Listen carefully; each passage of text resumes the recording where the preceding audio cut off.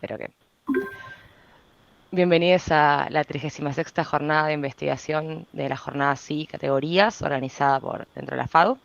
Mi nombre es Luciana Zaffaroni y voy a estar moderando la mesa didáctica de Proyecto 2 junto con la asistencia de Facundo López Sicari. Les recuerdo que esta mesa estará siendo grabada y será luego subida a YouTube para que pueda ser vista posteriormente. Y antes de comenzar a presentar a los expositores y agradecerles por sus trabajos y por participar hoy, les quería recordar que tienen más o menos 10 minutos para poder exponer cada uno de sus proyectos y que al finalizar todas las presentaciones daremos un espacio de debate e intercambio para cualquier pregunta que pueda surgir durante. Así que si no hay nada más como para consultar, damos inicio entonces con la primera presentación a cargo de Alejandro Folga, Natalia Bota, Ana Fernández, Jimena Rodríguez y Melina Caviró, titulada Ensayo con la materialidad, relato de una experiencia pedagógica en un curso inicial de taller de proyectos. Así que Alejandro, cuando quieran. Sí, hola, soy Alejandro Folga. Le voy a pasar la palabra a mis compañeras que tienen la presentación y esas son las que van a mostrar y Perfecto. hablar. Gracias. Ahí se ve bien, ¿no? Perfecto. ¿Sí se ve? Buenas tardes. Yo voy a hacer una presentación súper breve. Como dijo Luciana, el título se puede ver. Y simplemente relatar que es una experiencia que transcurre en el curso inicial de un taller de proyectos de la Facultad de Arquitectura y Urbanismo de la Universidad de la República de Montevideo, Uruguay. Dime. Bien. Para iniciar la presentación, partimos de que existe un extendido consenso sobre la importancia que tiene la materialidad y la tectónica de la generación de ideas proyectuales. Sin embargo, la enseñanza en los talleres de proyectos suele relegar estas temáticas a las instancias más avanzadas de la carrera. Y lo que sucede es que en las etapas iniciales, la materialización se estudia en áreas tecnológicas, desaprovechando así su potencial formativo. Es por esta razón que trabajamos con un ensayo proyectual que tiene la materialidad como eje central. La experiencia consistió en la realización de un ejercicio de corta duración, el cual se desarrolla en 2 semanas como parte de un curso de taller de proyectos de primer año. El diseño se elabora a partir de una materialidad específica compuesta por una materia principal y otro secundario o unión, que con el fin de generar el volumen cúbico de 20 centímetros de lado, como el que se ve en la presentación. De este modo, el ejercicio constituye un ensayo proyectual, pero arquitectónico, en donde la composición se reduce a unas pocas variables, como volumen, luz, materia, que ponen en juego la creatividad personal de los estudiantes. Estos ejercicios están vinculados a un proceso de aprendizaje activo, que demanda procesos especulativos. Y la experiencia nuestra comienza en el año 2016, y desde entonces ensayamos distintas variantes en relación a las pautas, la consigna y el producto entregable. En las variantes del ejercicio se pueden resumir como 2 modalidades, el cubo como soporte y el cubo exento. El cubo como soporte consiste en realizar una composición volumétrica inserta en el espacio interior de un cubo blanco de MDF que forma parte del equipamiento del taller. Allí se puede ver en las aulas el equipamiento. El dispositivo resultante debe permitir el pasaje de luz y constituye así un tamiz, logrando a partir de un material principal y un material secundario, donde este secundario oficia únicamente como soporte o unión y tiene una mínima presencia visual. Y la elección de los materiales queda en manos de los estudiantes. Y una condicionante determinante del diseño es que el material solo puede ser alterado mediante acciones que no modifiquen sus propiedades intrínsecas. Por ejemplo, la madera no se puede pintar o barnizar, ya que estas son acciones de agregar otro material. Sin embargo, sí es posible aplicar acciones como cortar, lijar, curvar, triturar, quemar. Y esta experiencia habilitó el uso de muy diversos materiales, como por ejemplo, en la diapositiva, materiales naturales, orgánicos, industrializados, reciclados, entre otros. Y los resultados más relevantes abordaron estrategias diversas, como puede ser repetir generando grillas o patrones, apilar, colgar, tejer, encastrar, entre otra multiplicidad de acciones. Y la segunda modalidad, el cubo exento, desarrollado en los años 2018, 2021 y 2022, consistió en que el cubo sea percibido como un objeto exento. Para ello dejamos de lado el cubo envolvente para definirlo simplemente como un límite virtual de 20 centímetros de lado. Y el prescindir de este cubo soporte trae consigo la posibilidad de ampliar el repertorio de materiales. Habilita la inclusión de materiales que implican procesos húmedos, también químicos, físicos, incluyendo así otras capacidades de experimentación.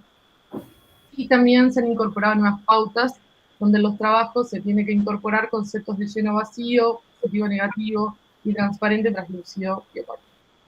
Y el cubo de distancia, que se realizó en el año 2021, fue realizado en general con materiales disponibles en los hogares o con materiales que se pudiesen conseguir en su entorno más inmediato.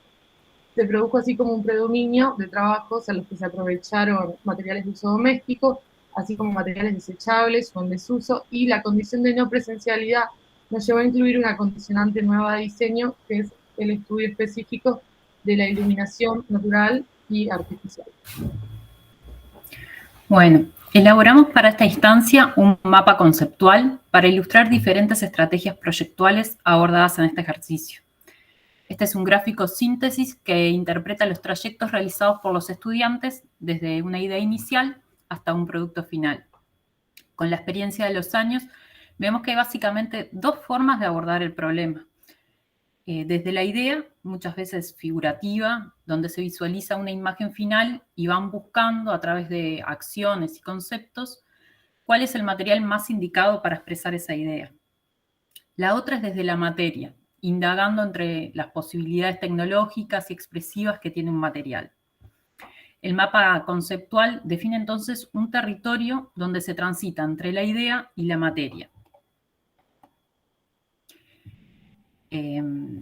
Vamos a ejemplificar con el trabajo de un estudiante a partir de unos tubos plásticos que realizó este entregable. Parte de un material, es un material industrializado, le aplica una acción que es la de apilar, trabaja el concepto de lleno y vacío hasta lograr la idea volumétrica final. El mapa conceptual es un gráfico de dos direcciones que plantea una diversidad de caminos, ordena y sistematiza una gran variedad de resultados obtenidos según 4 categorías temáticas: el material seleccionado, las acciones a aplicar sobre el material, los conceptos claves dados y la geometría propuesta. La evaluación del ejercicio incluye una presentación colectiva de los trabajos entregados y una evaluación y autoevaluación de los resultados. Los criterios de evaluación recogen el proceso desarrollado. Permite verificar el cumplimiento de los objetivos educativos, la elección del material valorando la originalidad y la concreción de la idea, el resultado final considerando la estética resultante, el cumplimiento de la premisa y la adecuada confección del objeto. Las principales conclusiones que extraemos de esta experiencia se centran en la valoración del proceso de ensayo directo con un material, lo que convierte el ejercicio en una experimentación de carácter performativo. Este proceso implica resolver las tensiones existentes entre las posibilidades y las condicionantes de la materialidad y el requerimiento de la forma específica del cubo que sea percibida. Para los estudiantes, el ejercicio de materialidad del cubo constituye una primera práctica luego del ingreso a la carrera, a la facultad.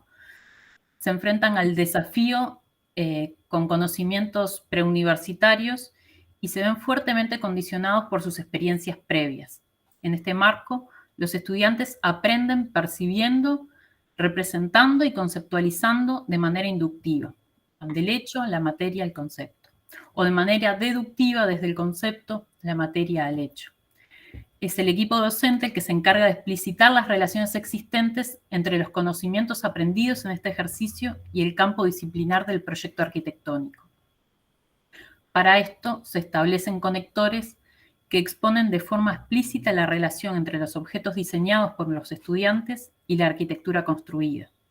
Resulta elocuente cómo la exhibición conjunta de todos los cubos sobre una misma mesa se asemeja como a una ciudad ficticia constituida de variadas protoarquitecturas. Al tratarse de un ejercicio prearquitectónico, esto supone como un mayor grado de libertad que un ejercicio tradicional de simulación de un encargo lo que permite explorar y ahondar en algunas variables específicas, dejando de lado otras tantas, y en esto profundizar en la temática. Bueno, ahí también les dejamos en esta última diapo, ese es el Instagram de nuestro curso, del taller, donde, bueno, se pueden ver también algunas de las entregas de este año de todos los trabajos. Bueno, muchas gracias. Gracias, Ximena. Seguimos entonces con la siguiente presentación a cargo de Lorena Alejandra Greshner, Fernando Esperanza, Roberto Londoño y Juan Emilio Lemos, titulada Estereotómico y tectónico como nociones didáctico-proyectuales. Así que, Alejandra, cuando puedas presentar.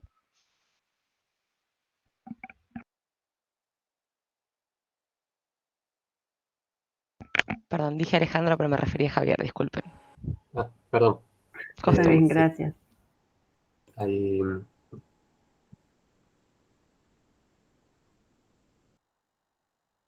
Me avisan si se escucha y se ve bien.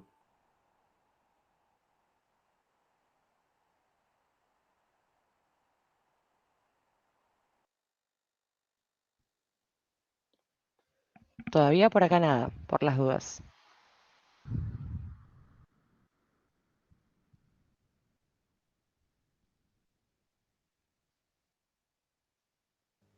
El trabajo surge de una de las líneas de investigación de la Cátedra UNESCO Ciudad y Proyecto dedicada a la didáctica.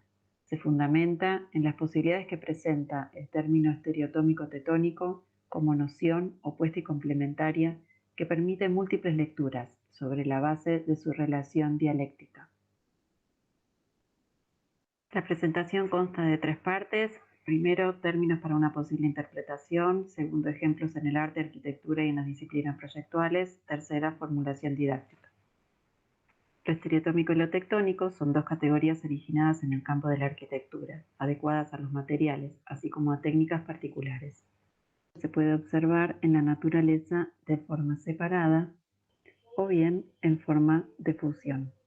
En el caso de lo estereotómico, la operación se refiere al trabajo con un material homogéneo, lo que supone la sustracción, la gradación, la excavación, el relleno. En el caso de lo tectónico, se refiere al trabajo con materiales y elementos independientes que requieren del armado, el tejido, la unión, el ensamble. Entendemos, sin embargo, que más allá de su consideración como definiciones opuestas, lo estereotómico y lo tectónico constituyen los extremos de una relación que no resulta necesariamente excluyente, y para hacerla operativa establecemos las siguientes consideraciones. Ambas cuentan con el vacío como elemento consustancial y común, ambas se pueden entender como los extremos de una relación de grado, ambas admiten la ambivalencia como una variable posible en su definición, es posible pensar su representación en soportes, no necesariamente materiales. Quisiéramos así demostrar cómo, a través de la intermediación, es posible relacionar las partes y éstas con el todo, condición didáctica idónea para adelantar un proceso proyectual que asuma la densidad, la saturación, la gradación, la consistencia como conceptos clave y la continuidad espacial y formal como argumento. La escultura resulta muy elocuente para ejemplificar las nociones de cuestión. Los bloques pétreos y el proyecto no construido para el Cerro de Tindaya de Eduardo Chillida o la pieza Terracina de Gonzalo Fonseca ejemplifican con operaciones de extracción y tratamiento de los cortes. En el otro extremo, las piezas del artista Gego, de los artistas Alexander Calder y Mariano Dalverne, están realizadas mediante líneas, láminas de metal e hilos de acero que aportan a la búsqueda de ingravidez. ¿Podrían darse otras interpretaciones? La serie Cajas Metafísicas de Jorge Oteiza o bien Las Torsiones de Richard Serra presentan una condición ambivalente. Lo estereotómico se consigue a partir de un material continuo pesado, sin embargo, su resolución es tectónica. Ahora bien, ¿qué pasa cuando las dos nociones operan de manera simultánea? ¿Cómo se produce la unión? La pieza de Carol Bob busca un contraste entre lo macizo, pétreo y lo ligero. Del mismo modo, el Memorial de la Revolución Húngara se basa en la gradación de la forma y del material. Por su parte, el artista Víctor Gripo presenta una situación de modificación súbita de los sólidos platónicos por la acción de una explosión interna, reacción que genera el paso de lo estereotómico a lo tectónico. La discusión por el origen de la arquitectura era también la de la técnica originaria. ¿Surgió de la unión de ramas, como sugiere el abad Lager? ¿O bien es el resultado de la excavación y o adecuación de las cuevas?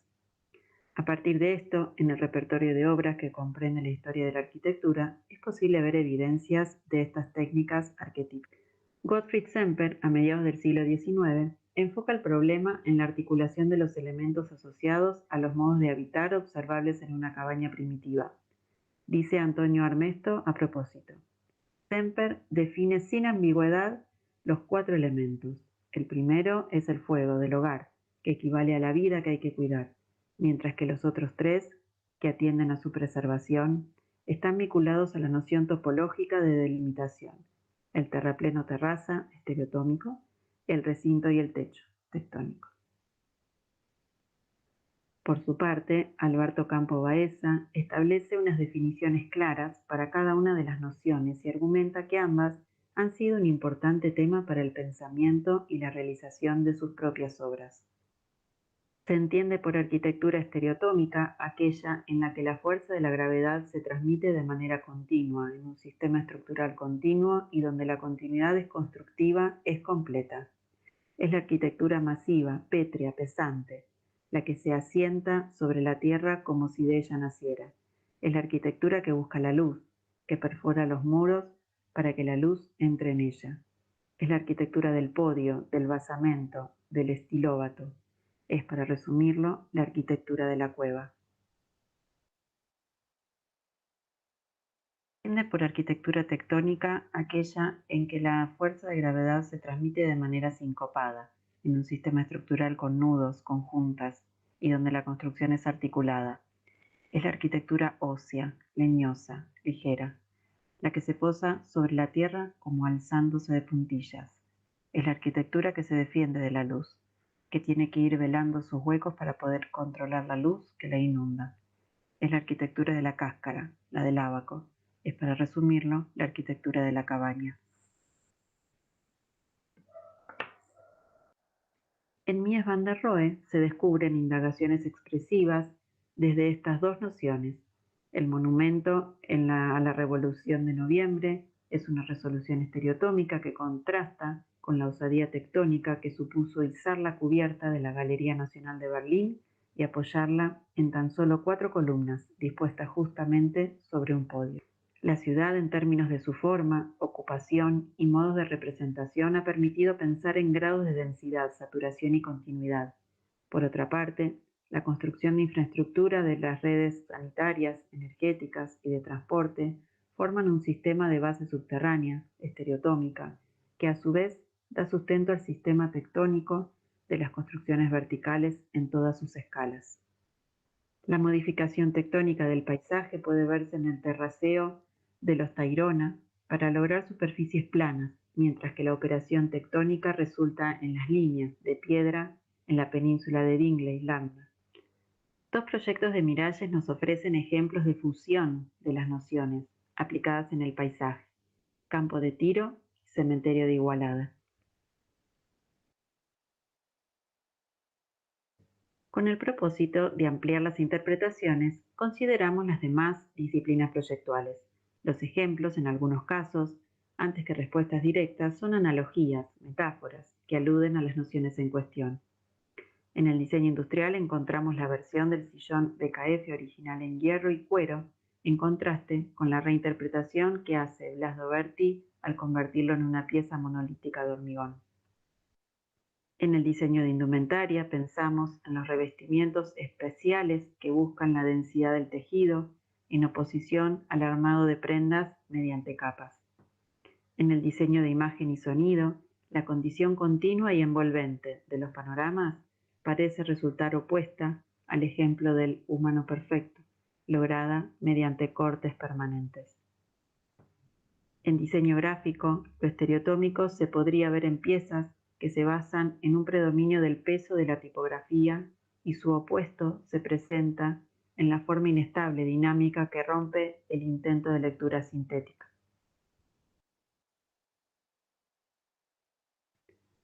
La aplicación didáctica se ajusta en diferentes niveles y grados de complejidad, lo que lleva a pensar en un diseño preciso en su desarrollo metodológico. Sobre esta premisa, la consigna apunta a producir una solución estereotómica, una tectónica y una fusión a lo largo de 5 instancias. La generación formal inicia el proceso. Se propone partir de una obra pictórica que asegure una resolución compositiva como referencia inicial. El armado de las configuraciones materiales se hace a partir de la descomposición en capas, con el fin de obtener diferentes elementos operados mediante el criterio de prelación y transparencia. De esta manera, se produce la guía para generar los cortes sobre un material homogéneo, o bien para adelantar el ensamble, la unión, el encastre de los materiales lineales o planares. Se consigue así la contrastación entre las dos formas y técnicas. La cuarta instancia corresponde a la fusión entre las ideas manejadas en las dos materializaciones, generando una nueva que mantenga los rasgos compositivos comunes. La síntesis considera la generación del vacío como elemento común, la definición de una secuencia gradual o narración y la posibilidad de producir lecturas ambivalentes que añadan interés al resultado. En este punto se propone una última instancia proyectual, la puesta en un contexto donde se activan las variables de escala y proporción como condiciones emergentes. Podríamos decir que las nociones o categorías en cuestión representan una relación dialéctica que tiene implícito el problema de la continuidad, la relación de grado, la consistencia del peso y la ligereza, como los términos que pueden habilitar una síntesis. Los conceptos vinculados a lo estereotómico y a lo tectónico contribuyen a la comprensión de abordajes y modos, digamos, arquetípicos de producir vacío y espacio. Podemos, por último, ponerlas en relación con 3 enfoques intrínsecos del pensamiento proyectual: la sintaxis, la fenomenología y la semántica. La estereotomía y la tectónica son nociones opuestas y complementarias, instrumentos proyectuales, modos estratégicos de pensar, de ver y proceder en el acto de proyectar y de conceptualizar, emergentes de una lógica constructiva, técnica y morfológica.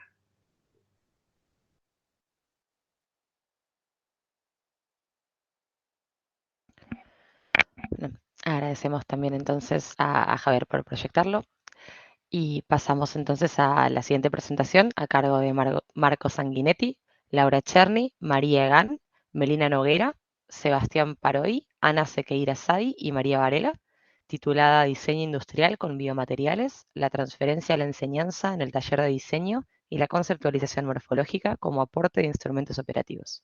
Cuando gusten.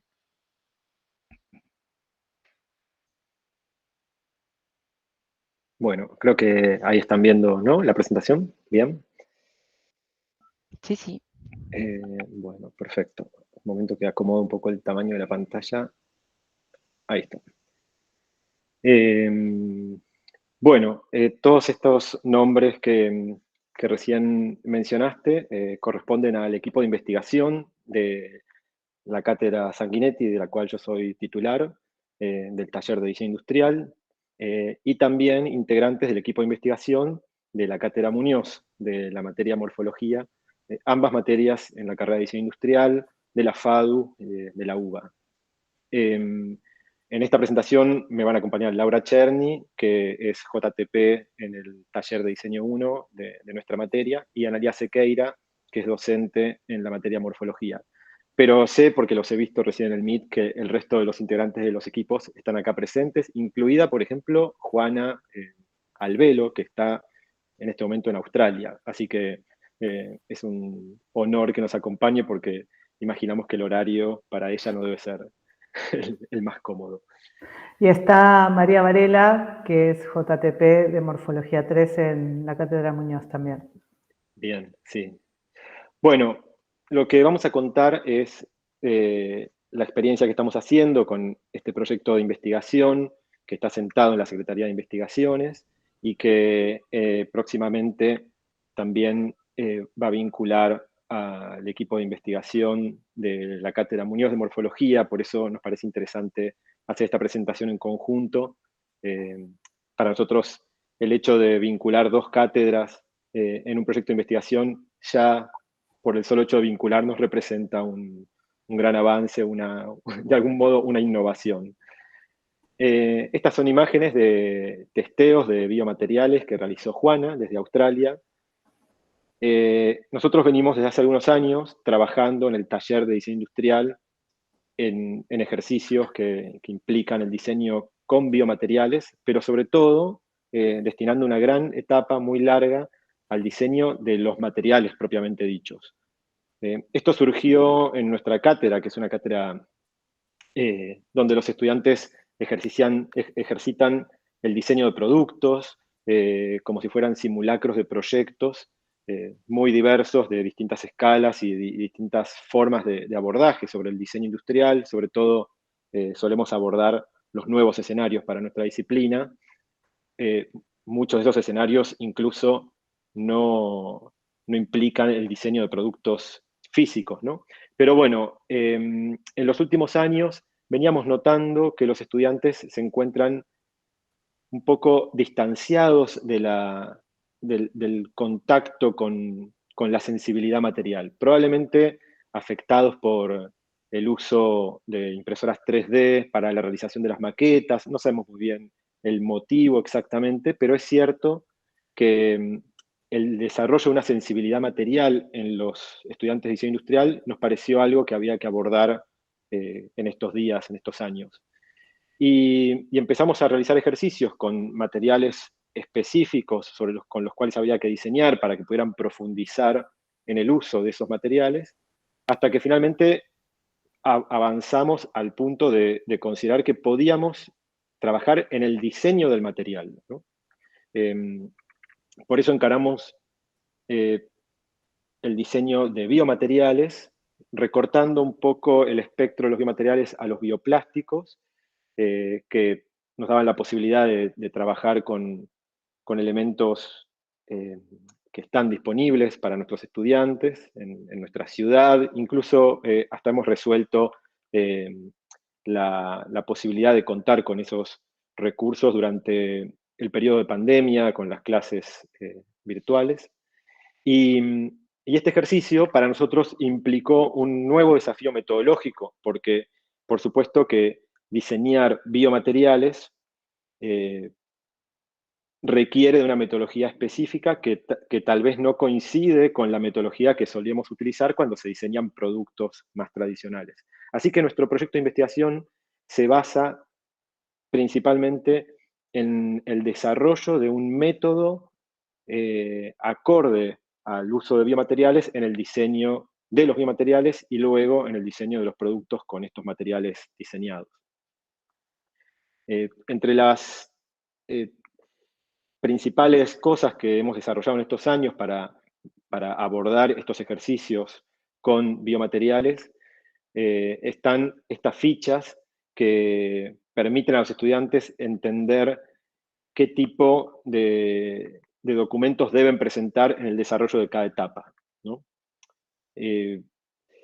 Lo que están viendo, por ejemplo, es una de las primeras etapas de nuestras prácticas sobre el diseño de biomateriales, donde los estudiantes deben abordar distintas posibles configuraciones de materialidad. Es como una etapa muy exploratoria, donde buscamos que tengan alternativas de experiencias en la elaboración de, podríamos llamarlas, recetas para la fabricación de estos nuevos biomateriales, ¿no?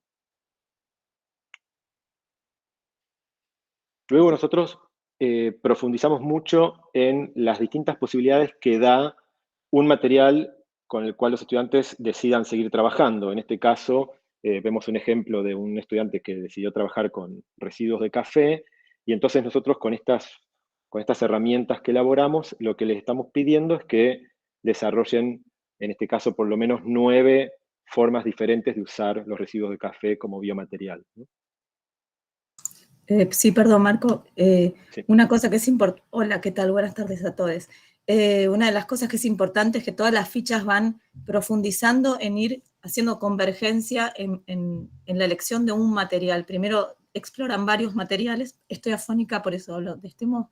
Y después vamos haciendo convergencia, pero muchas veces la cantidad de muestras tiene que ver con pequeñas variaciones, o sea, aplicar algunas variables al mismo material para poder saber cómo es el comportamiento de los materiales. Dado que esto es muy nuevo para los estudiantes de diseño industrial, es importante esas pequeñas variaciones que hacen, en definitiva, 27 muestras diferentes que les permiten entender y profundizar en esa cocción o en ese diseño del material. Claro, y un poco lo que dice Laura y en relación a estas imágenes que ven acá, bueno, definitivamente deriva en que los estudiantes tienen una experiencia material profunda, donde verifican distintas rugosidades, distintas flexibilidades, propiedades del material que están diseñando y sobre todo lo tocan, lo huelen, lo raspan, escuchan cómo suena cuando se quiebra, cuando se dobla, etc. Trabajamos mucho sobre un abordaje muy exploratorio de todo esto y, por supuesto, inducimos a que los estudiantes detecten cuáles son los aprendizajes que se producen en cada uno de sus proyectos, ¿no? Bueno, acá hay otros ejemplos, en este caso centrado en el desarrollo de un biomaterial en base a descartes a cáscaras de naranja. Siempre nos ha llamado mucho la atención el entusiasmo de los estudiantes cuando abordan este ejercicio.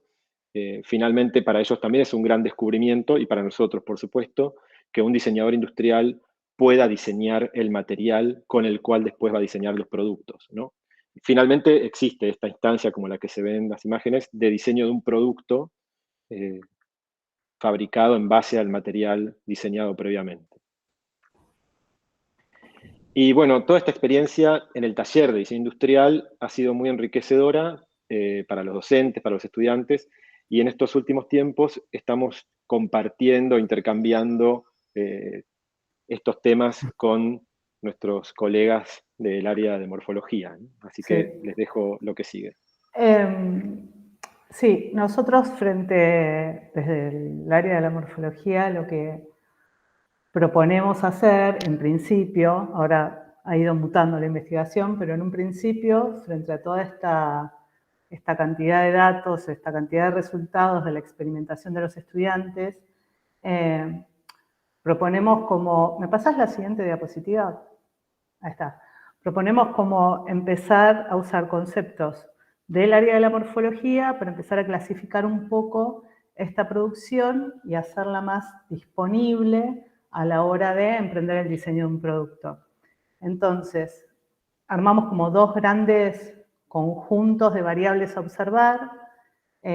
Uno de ellos refiere a lo que son como los rasgos formales, lo que entendemos todos como forma, así a buenas y a primeras.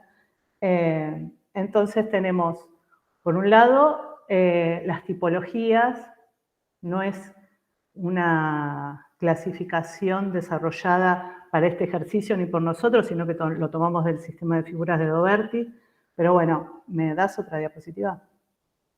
Las tipologías o el nivel tipológico de figuras implica aquella relación que tiene una figura con el espacio que la contiene. Entonces, por ejemplo, tenemos volúmenes, superficies espaciales. Digamos, las superficies espaciales, como podría ser una superficie cónica, solo la superficie, una superficie cilíndrica. Tenemos las líneas espaciales, como si fuera, por ejemplo, un resorte que se desarrolla en el espacio, pero es una línea. En el plano tenemos el área, digamos, como una cuestión bidimensional, donde hay dos dimensiones que se desarrollan en ese espacio bidimensional. Y la línea plana, que es como la línea contenida en el plano, donde hay una dimensión que está contenida en ese espacio bidimensional. Bueno, ¿esto viene a qué? A que a partir de estas tipologías digamos, los materiales se van a ajustar a algunas producciones mejor que a otras.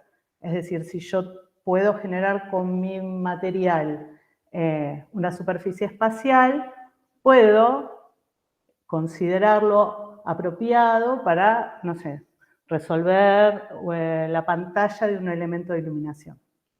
Ahora, si yo con mi biomaterial solo puedo resolver volúmenes, entonces voy a descartar, no sé, por ejemplo, esas lámparas cilíndricas, esas lámparas que parecen como resortes, las dejo descartadas, digamos. Voy a buscar otro tipo de resoluciones. Dentro de este gran conjunto de rasgos, y yendo más al detalle de los atributos, podemos ver, no sé, digamos, la capacidad que tiene un material para resolver aristas como filos, la posibilidad de con ese material generar caladuras, ya sea a partir del modelado o a partir de un mecanizado, la posibilidad de generar cambios en las secciones, es decir, por ejemplo, pasar de un volumen a una superficie, cómo soporta o cómo acompaña ese material la diferencia de espesor, qué espesores son posibles. Bueno, eso por el lado, digamos, de los atributos de la forma. El otro gran grupo sería el de las manifestaciones sensibles de la forma. Yo no sé si está María por ahí. Vos decime, Analía, si paso imágenes, ¿eh? Estamos con el tiempo ya. Ya. Sí, no, avisar. El segundo gran grupo de variables que invitamos a los estudiantes a observar en las muestras que generan son las manifestaciones sensibles, ¿sí? Siempre hablando desde la morfología. Tiene que ver con cómo se presenta el material frente a nuestros sentidos.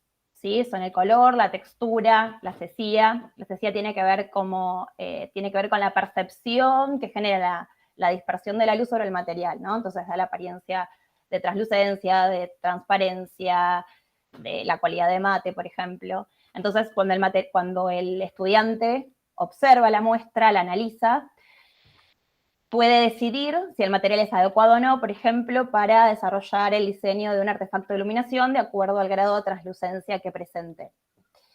Dadas las particularidades del ejercicio y también las posibilidades que generan estos materiales, decidimos incluir otras categorías, algunas de ellas no tan exploradas, como el olor, el sabor, pero también la temperatura al tacto, el sonido. Entonces, por ejemplo, con el ejemplo que daban de materiales con café, seguramente el estudiante observe que una vez cocido el material, o sea, listo para utilizar, todavía tiene dejos del olor o del sabor tan característicos del café, y entonces lo más probable es que no decida utilizarlo a la hora del diseño de un contenedor de alimentos, por ejemplo. O al menos, si lo hace, lo va a hacer de una manera intencional. Bueno, pásame otra diapositiva. Nosotros en un principio armamos como esta grilla como para acompañar el trabajo de los estudiantes o como para incorporar estos conceptos a las grillas que ya tenían en el taller de diseño, pero bueno, esto como va modificándose y va avanzando con la investigación, así que, bueno, no sé, dame otra que no me acuerdo si... Ahí está. Ese es un ejemplo completo con la exploración de la cáscara de huevo, de materiales con cáscara de huevo, pero bueno, también en esta exploración encontramos que se diversifica a partir de las distintas recetas de biomateriales que diseñan los estudiantes. Entonces, casi habría que hacer un cuadro de estos por cada receta de biomaterial que generan los estudiantes. Así que, bueno, en ese estado estamos actualmente, digamos. Sí, claramente estamos como avanzando en todo esto. Esperamos, no sé, en las próximas jornadas venir con los avances del año próximo, entonces. Muchas gracias. Gracias a ustedes, muy interesante el proyecto. Seguimos entonces con la última presentación a cargo de María Fiorella Becchiarello y Remedios Casas, titulada Gineomorfismo, Materia y Forma, experiencias biomateriales desde el proceso proyectual. Cuando quieran presentar. Hola, ¿cómo están? Voy a presentar, me avisan si se ve bien. Dale.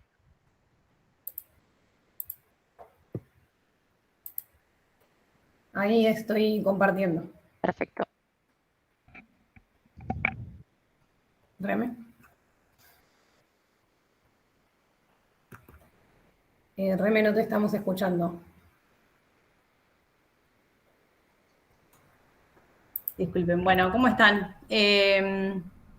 Nosotras lo que vamos a contar hoy son brevemente algunas experiencias de investigación y talleres que fuimos realizando a lo largo del año, que bueno, de alguna manera son como distintas líneas, distintas posiciones que intentan reflexionar o aportar hacer algunos aportes a la misma reflexión, ¿no? Que es la relación entre la materia y el proyecto.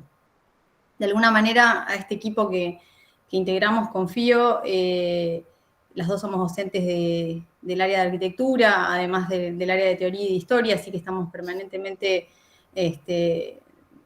revisando cuestiones de proyecto. Bueno, empezamos a darle vueltas un poco a esta idea de ilemorfismo, porque en definitiva es el proceso bajo el cual organizamos casi toda nuestra práctica, ¿no? La idea, digamos, este concepto de ilemorfismo que de alguna manera refiere a una noción de un proceso de producción de la forma que tiene que ver con lo acumulativo, con lo incremental, casi como con una idea iterativa, ¿no? De que en definitiva todos los procesos bajo los cuales trabajamos están siempre desencadenando estas relaciones entre potencia y acto. De alguna manera esa actualización va produciendo esas formas. Pero a la vez, y casi como en una posición no opuesta, pero casi como un proceso inverso, empezó a aparecer en torno a algunas investigaciones la idea de la máquina abstracta, ¿no? De poder ir extrayendo de esos procesos ilemórficos, de esos procesos de actualización formal, la noción, poder producir a partir de la idea de máquina abstracta la extracción del significado, sustraer el significado y la significación previa sobre los objetos y sobre las materias de trabajo, y poder producir justamente eso, ¿no? Materiales de proyecto que en definitiva se constituyen, ¿no? Como en términos deleuzianos, como en materias desestratificadas. Y en esa condición, Fío, si querés pasar, de materias desestratificadas es donde empieza a aparecer la posibilidad, o la potencia misma de esa materia, ¿no? Y la posibilidad de poder aportarle otros significados, es decir, como transformarla en otra cosa. Esta es una de las experiencias en donde nos movemos, que ahí Fío va pasando las diapos, las imágenes.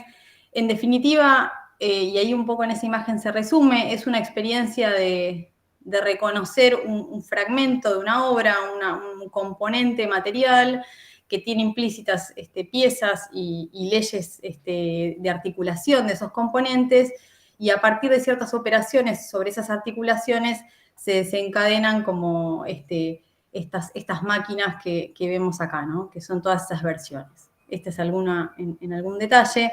Esta para nosotros es una investigación que nos produce como un aporte más desde lo metodológico, tiene más que ver con no trabajar con la materia, digamos, de manera directa, sino que tiene más que ver con trabajar más a nivel del plan material, a nivel más estratégico. Pero en paralelo a eso, desarrollamos esta experiencia que tiene que ver con la idea de la sustancia, es decir, con una instancia intermedia, donde en realidad esas materias desestratificadas empiezan a organizarse, empiezan a de alguna manera como a aglutinarse, ¿no? O a producir algunas solidificaciones en términos conceptuales, y que tiene que ver con la exploración de los biomateriales como una posibilidad de trabajar la materia, digamos, y el problema de los procesos de diseño a dos niveles. Digamos, a un nivel, si quieres pasar la que viene, a un nivel más de sustancia, más de poder operar a nivel de los atributos, y un poco los biomateriales nos dan esa posibilidad de una manera bastante accesible, y por otro lado, naturalmente, trabajar las emergencias, ¿no?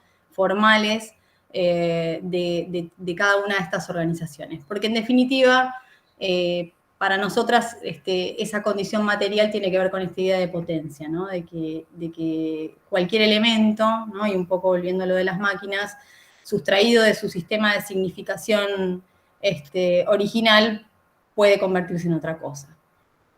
Y de alguna manera, sobre todo los bioplásticos y las láminas de bioplásticos, que es lo que en realidad usamos como medio como para desarrollar esta investigación, nos permitía, reconociendo, digamos, como en cada...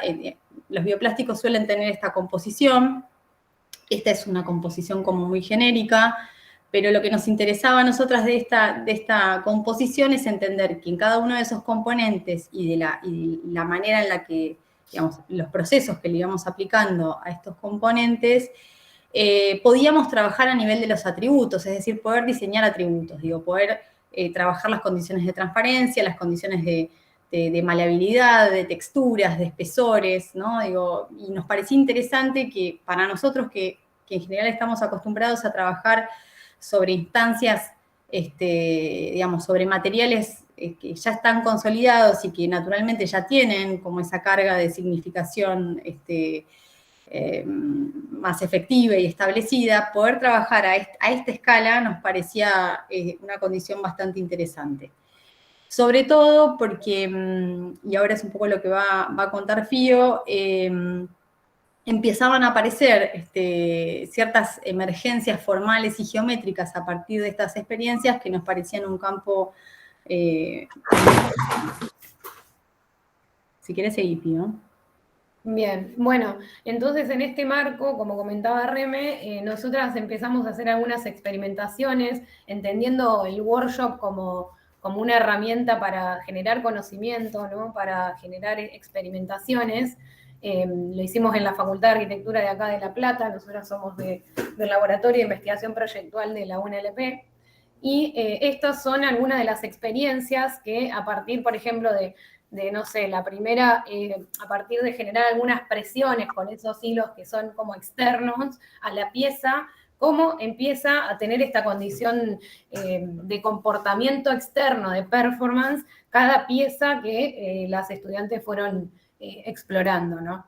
Y un poco el resultado de ese workshop fue esta pieza, más las anteriores que mostré, en la cual entendimos que si nosotros tenemos una pieza que funciona como un patrón, una pieza repetible que se puede ensamblar, podemos generar esta superficie que en este caso en realidad es casi plana, digamos, a nivel superficie, pero no genera interioridad, ¿no? Entonces ese workshop nos permitió pensar en que en realidad nosotras lo que tenemos que pensar cómo trasladar eso al proyecto que tienda a ser un proyecto arquitectónico, ¿no? Porque un poco como comentaban en la ponencia anterior, esto está en una instancia muy exploratoria, ¿no? Entonces, a nosotros lo que nos permite justamente es como repensar estas condiciones en el campo de la investigación proyectual, ¿no? Entonces, ahí nos pusimos a pensar que nosotros estamos trabajando en realidad con sistemas, ¿no? Que un poco el concepto de sistema viene de la biología, donde los componentes se relacionan y en esa relación se organiza la materia, y que cuando una parte de esa materia se transforma en consecuencia a la otra parte, ¿no? Acá hay un videíto que supongo que todos lo conocen, que estuvo muy latente estos últimos tiempos, donde nosotros también empezamos a entender que estos procesos son singulares, es decir, que cada proceso es como individual y genera como nuevas bifurcaciones dentro de la investigación proyectual, y un poco lo que hacen estos procesos es debatir sobre el concepto de la estandarización, ¿no? Lo cual eso nos parece que es un punto interesante en el campo del proyecto de arquitectura. Nosotros acá entendemos que hay ciertos conceptos, bueno, la forma animada es un concepto de Greg Lynn, donde se debate el método tradicional de proyecto, donde él menciona que es como algo más estático y en realidad nosotros hoy en día tenemos que empezar a pensarlos de una manera más dinámica. Entonces nosotras trabajamos con patrones, estructuras, presiones, entendiendo que los patrones y la estructura forma parte de la condición interna de esa exploración y las presiones empiezan a ser externas, ¿no? Acá les vamos a mostrar el otro workshop, creo que me estoy pasando de tiempo, voy a ir un poco más rápido. No, estás bien, tenés 2 minutos. Bien. Bueno, en el segundo workshop entendemos la pieza, la biolámina, ¿no? Como nuestro gen, nuestro germen. A partir de eso empezamos a desplegar esas láminas y un poco lo que entendemos es que en el ensamblaje y en el espacio que tengan entre láminas empieza a existir esta condición del patrón repetitivo, pero repetido y a su vez variado, ¿no? Porque entendemos que lo que tenemos como estático, como igual, repetido, es la biolámina, pero empezamos a variar el intersticio entre cada una de esas láminas, lo que hace que esta pieza tenga diferentes conformaciones, ¿no?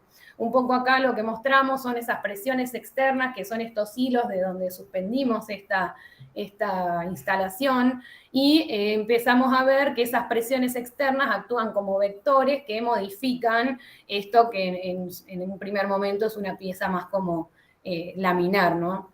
Entonces esto empieza a generar espacialidades, empieza a generar efectos en el espacio, y nos interesa trabajar también con esa condición, cómo transforma el espacio, ¿no?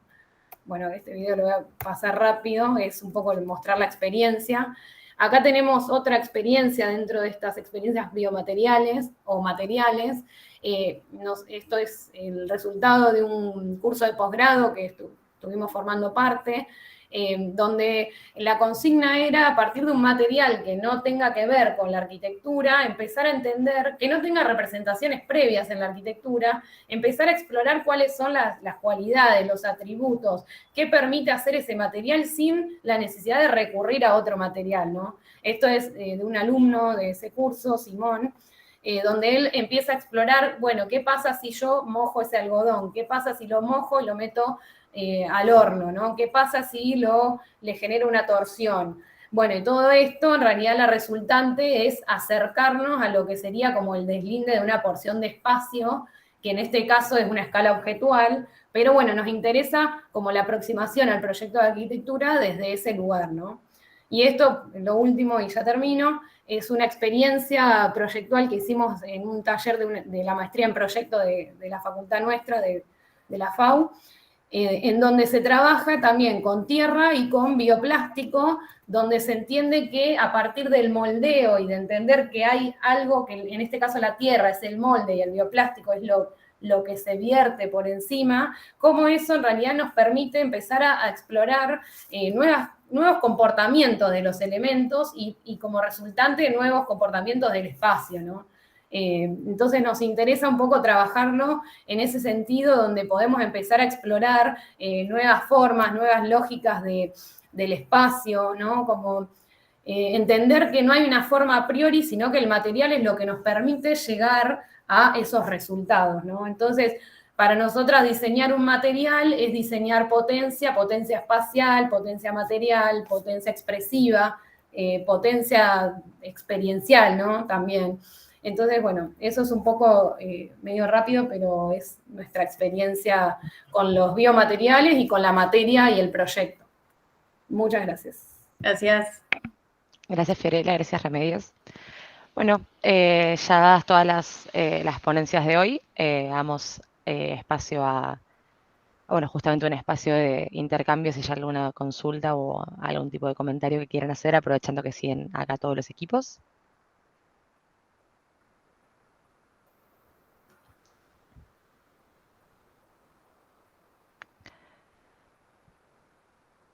A ver, yo me animo con una pregunta, ¿sí? Dale. Para nuestros colegas del área de arquitectura, estaba pensando, sobre todo durante la presentación de Remedios y Fiorella recién, si en arquitectura tienen identificados cuáles son los materiales que deberían ser reemplazados por este tipo de materiales para no afectar tanto al medio ambiente, ¿no? Que en nuestra disciplina eso es un poco más obvio, cuáles son los materiales que están impactando el medio ambiente de forma negativa, y nosotros un poco siempre fantaseamos con la idea de que podríamos reemplazar esos materiales con los que estamos diseñando actualmente en estos proyectos.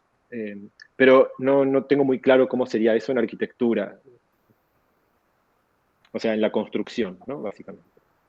Le contesté. No, en realidad, como digamos, el espacio o la oportunidad como para sustituir un material convencional por uno de este tipo, yo lo veo como bastante distante, digamos, ¿no? Me parece que también es interesante pensar que cualquier acción de transformación de un medio natural implica, digamos, justamente eso, una transformación, una modificación de ese ecosistema, desde los que tienen, digamos, menor impacto hasta los que tienen un mayor impacto, ¿no? Como podría ser, qué sé yo, un edificio de 20.000 pisos en una ciudad. Pero, digamos, en ese contexto y entendiendo que en realidad todas las transformaciones que producimos como seres humanos sobre la Tierra, digamos, tienen un impacto que puede ser más o menos negativo y que nuestras posibilidades están, digamos, dentro de ese rango, digamos, de poder minimizar eso o relativizar eso. Los biomateriales tienen todavía campos muy acotados. Existen algunas experiencias en donde estos materiales se los usa como aislantes y se los aísla de la exposición solar y de la humedad y funcionan como aislantes, por ejemplo. Eso sí, el problema de este tipo de materiales, sobre todo las fórmulas que mostramos hoy, es que tienen una muy baja resistencia a la humedad y a la temperatura. Por lo tanto, si son expuestos al sol o a la humedad, se degradan muy rápido. Sí. Lo cual me parece que algo que en un principio era como una limitación, porque es como un poco nosotras en chiste decíamos, bueno, no son biodegradables, son como súper degradables o hiperdegradables, nos pareció como una oportunidad para trabajar sobre todo con una arquitectura mucho más temporaria, ¿no? Como, digamos, trabajar como con estructuras que duren muy poco, que tengan un bajo impacto, digamos, en el medio ambiente y que casi que se deshacen solas, ¿no? Como en esa idea, que por supuesto que es súper conceptual y teórica, pero nos parecía interesante. Hay estudios como Bittertang y otros más que trabajan con esta idea de estructuras como más... Perdón, Reme, quería agregar algo, no sé si estamos a tiempo, pero un poco nosotras en la exploración material que hacemos o biomaterial que hacemos, nos interesa entender también el concepto de la bioconcepción, ¿no? Que en realidad la bioconcepción no implica reemplazar un material o una materia prima que tengamos en el mercado hoy en día, sino en realidad entender qué es lo que te da, en nuestro caso la biolámina, qué es lo que te da para repensar la disciplina, ¿no? Y para repensar, como decía Remedios recién, este concepto de, bueno, ¿cuál es la lógica de habitar de acá a 50 años, ¿no? Nosotros vamos a vivir en edificios que duren 100 años toda la vida o en realidad empezamos a pensar que la vivencia en un espacio empieza a ser como más efímera, ¿no? Bueno, eso quería agregar.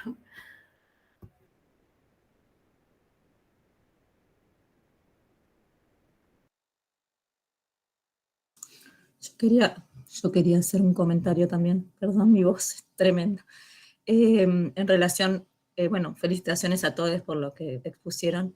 En relación también a los biomateriales de que comentaron Fiorella y Remedios, por un lado esto que dijo Fiorella al final, me parece como esto de cambio de paradigma, ¿no? Como que por ahí no tenemos que pensar en el cambio del material y cómo reemplazar, sino ese cambio es un poco mayor por ahí, ¿no? Bueno, pensar esto, el habitar o cómo nos imaginamos en un futuro, porque bueno, es cierto que todavía los biomateriales no está del todo acabado, toda la exploración es bastante, por lo menos, digamos, es novedoso, ¿no? En la exploración, sobre todo en nuestras disciplinas, y en lo que, digamos, a nivel esto de reemplazo y de colaborar realmente con el medio ambiente, eso me parece que está bueno pensarlo así como más macro y no tan en el reemplazo de cosas. Y por otro lado, me pareció muy interesante lo que dijeron en relación al, las presiones externas, como el material externo, como de las bioláminas,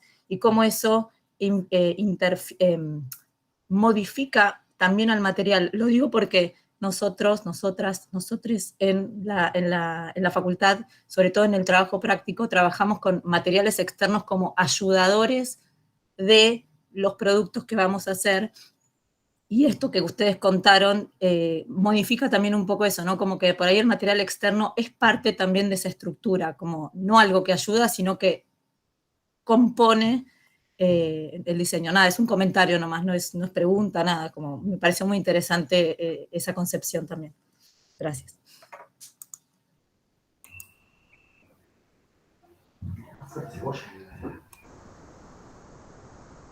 Sí, un elemento que me parece que es como clave en todas las ponencias que escuchamos hoy es el cambio de abordaje que hay respecto de la noción de los materiales y cómo eso en algún punto marca lo que es la acción proyectual en el diseño y por lo tanto cómo enseñarlo para futuros como desarrollos de la praxis de la carrera.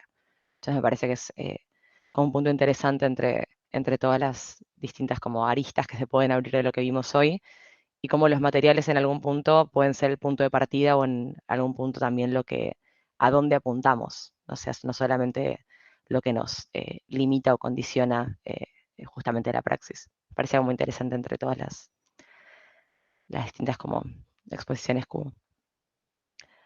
Qué bueno. ¿Alguna otra pregunta, algún otro comentario? Perdón, yo me animo por ahí. Sí. Muy interesantes, la verdad, todas las presentaciones. Me parece muy pertinente justamente que se esté debatiendo el asunto de los materiales desde todo punto de vista. Y esa sensibilidad, esa sensibilización que se habla de los materiales me parece que es absolutamente fundamental. Pero bueno, yo tengo una pregunta quizás más específica para el grupo de Jimena y Melina, no sé si están ahí todavía. Me llamó mucho la atención porque veo que tenemos muchas cosas en común yo soy del grupo de los de tectónico estereotómico, y me interesó sobre todo la parte donde hablan de esta dualidad de idea sí, de partir de la idea o partir del material. Exacto. Como esos dos caminos, esos dos rumbos posibles. La pregunta un poco va a cómo explicitan eso, es decir, ustedes lo dan de antemano, se dan cuenta del tipo de abordaje y a partir de eso lo conducen, es decir, cómo se genera ese inicio, ¿no? Para saber si ellos van desde la idea o desde la materia.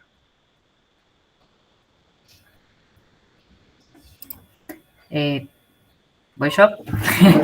Bueno, no es algo que se les dé a priori, ¿no? La consigna trata de trabajar sobre un material, tienen que elegir un material, ¿no? O tienen que generar un cubo de un material.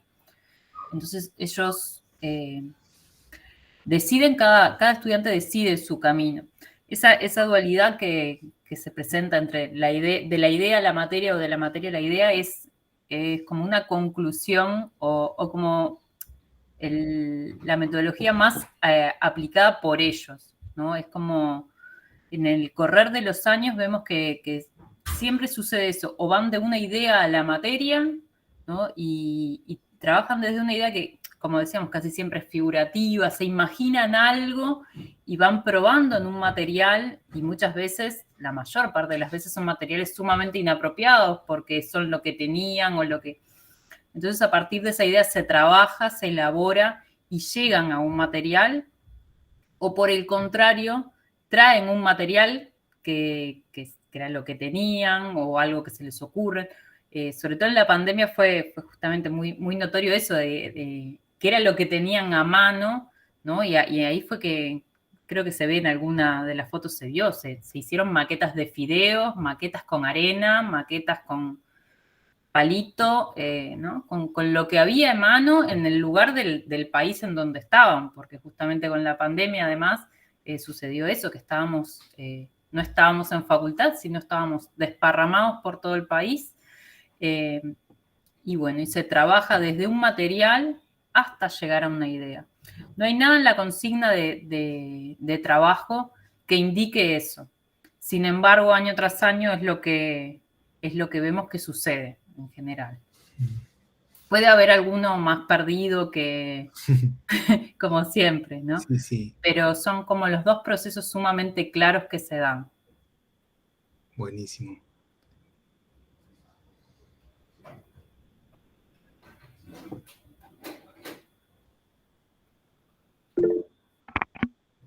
Creo que alguien levantó la mano. Sí, Laura. Sí, ¿cómo están? Quería hacer un comentario, pregunta también. Me parece que estuvo re bueno en las primeras dos presentaciones, que eran como claras desde el lado más didáctico de enseñanza, ¿no? Incluso la primera que planteaba desde el objetivo, la consigna, el desarrollo, la forma de evaluación. Y me quedé pensando que en el caso, por ejemplo, de la tercera presentación de diseño industrial con biomateriales, decían algo que era interesante, de que hacerles a los estudiantes diseñar materiales, no solamente el objeto, les había hecho cambiar, digamos, o sea, lo que están cambiando es como, entiendo, el contenido de la materia propiamente, el programa. Supongo que eso les llevó como a otras formas didácticas, ¿no? A otras formas de enseñar distintas de los materiales que trabajaban antes. Entonces quería saber si además de documentar como los resultados del ejercicio, digamos, de esas experimentaciones, si están documentando como el proceso de enseñanza, digamos, porque me parece que es como una lista interesante y que sería complementaria a lo que mostraron un poco hoy.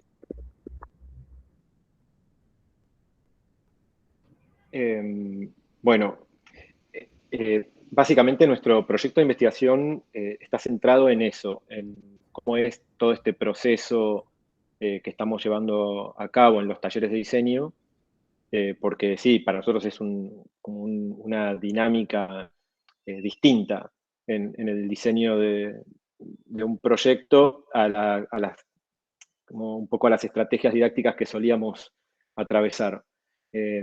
Así que justamente en nuestro proyecto de investigación lo que venimos haciendo es un poco como una bajada de nuestro método para incorporar biomateriales a un taller de diseño industrial, ¿no? Que entonces diseñar un biomaterial y con eso después un producto no puede aplicarse sobre la estructura metodológica habitual, sino que requiere un método nuevo, que bueno, en eso hemos estado trabajando. Pero quiero agregar que un poco sobre lo que vos comentabas, creo que por suerte, como una principal característica de las disciplinas proyectuales en general, en estos últimos años sobre todo, permanentemente cambian nuestros contenidos de lo que enseñamos en los talleres. Realmente yo veo que lo que yo aprendí cuando estudiaba dista mucho de lo que ahora enseñamos a nuestros estudiantes. Las carreras han cambiado mucho y cambian año tras año. Yo ya sé que el año que viene vamos a tener que cambiar todos nuestros ejercicios y vamos a tener que pensar nuevos métodos y nuevas didácticas para muchos de ellos, ¿no? Así que este desafío está encendido constantemente para nosotros y creo que un poco es lo que más nos atrae además, ¿no? De dar clases en este contexto.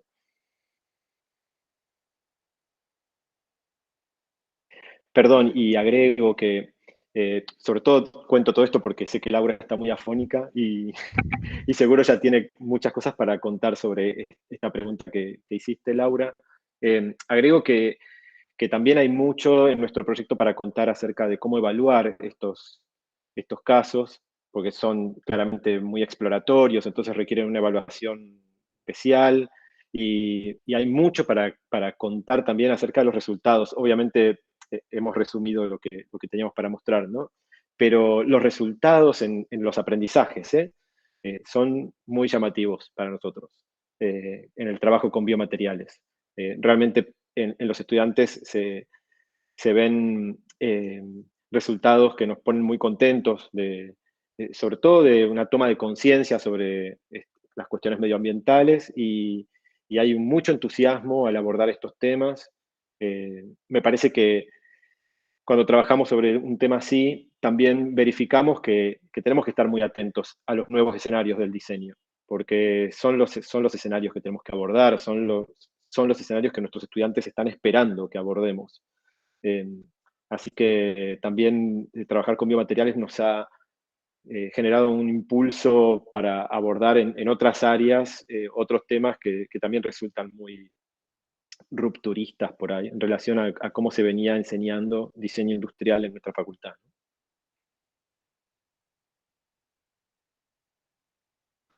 Aprovecho para preguntar, y lamento no haberlo hecho antes porque la frase que acabas de decir me parecía hermosa como un cierre de lo que fueron las mesas hoy, pero quería preguntar antes si el diagrama que usaron de los círculos concéntricos para hablar de materiales e idea está hecho de forma infográfica, en donde hay una relación de contigüidad, digamos, entre las categorías que están aledañas entre cada material y cada acción, por ejemplo, o entre cada acción, y no me acuerdo la siguiente categoría que había, si está como codificado, porque me acuerdo que era, por ejemplo, madera estaba al lado de tejer, entonces capaz me sorprendía ciertas como convivencias de ciertos términos y capaz tenía una intención como pragmática o didáctica esa herramienta.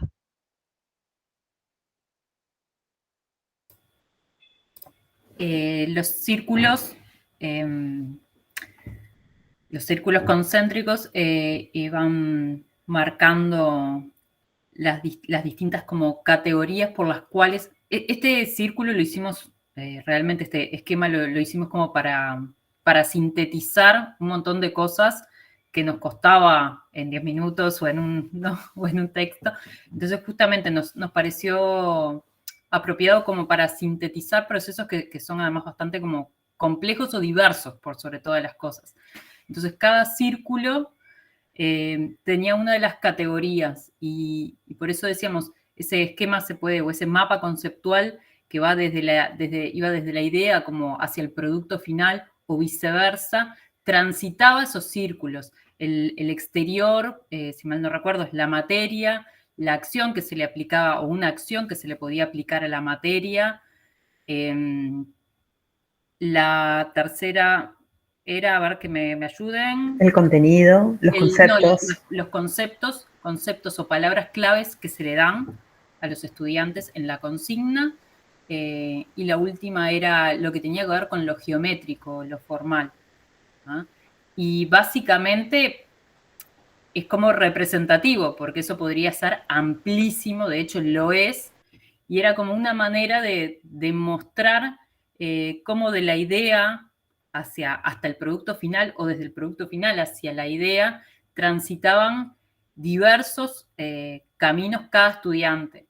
De hecho, en el artículo en el que se entregó hay como una graficación más amplia de esto, donde se podrían hacer, cada estudiante, de hecho, podría hacer uno de esos gráficos, uno de esos círculos de su propio proceso, y ahí tendríamos como la gran variedad también graficada de esa manera, ¿no? O sea, en realidad, si estaban al lado, podían estar en madera con tejer, pero es un camino que seguramente pueda ser más difícil de que se haga, ¿no?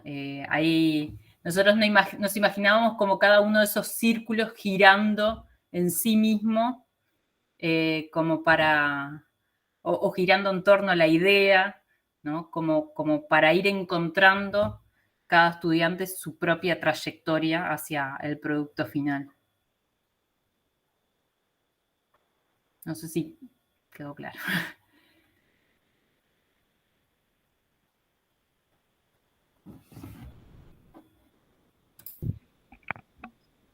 ¿Alguna otra pregunta, algún otro comentario? Si no, ya paso a agradecer a todos, tanto expositores y los equipos que participaron hoy por las presentaciones, y realmente el material es súper interesante.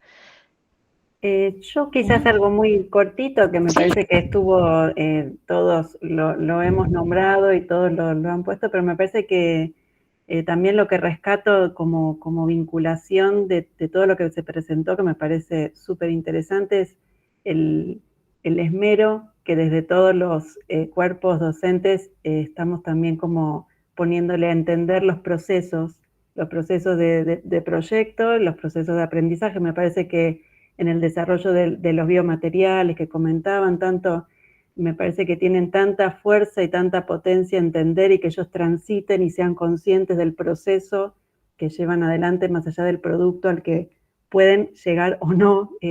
A nosotros por ahí en Proyectual también nos pasa mucho, ¿no? Que a veces el producto final queda medio raro, pero hay un proceso de búsqueda que bueno, es eso, creo que también un poco vinculando con lo que preguntaba Laura, creo que desde todos los cuerpos docentes estamos siempre como cambiando las dinámicas, pero siempre tratando de que ellos sean también más conscientes de los procesos que transitan.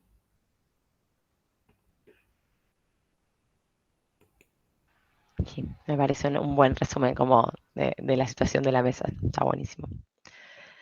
Así que bueno, entonces sin más, damos por cerrada, por finalizada esta mesa de didáctica de Proyecto 2, de estas jornadas de investigación. Sí, y bueno, les deseo que tengan buen día y nos encontramos en otras mesas entonces. Saludos. Muchas gracias. Gracias. Chao. Muchas gracias a todos. Hasta luego. Saludos.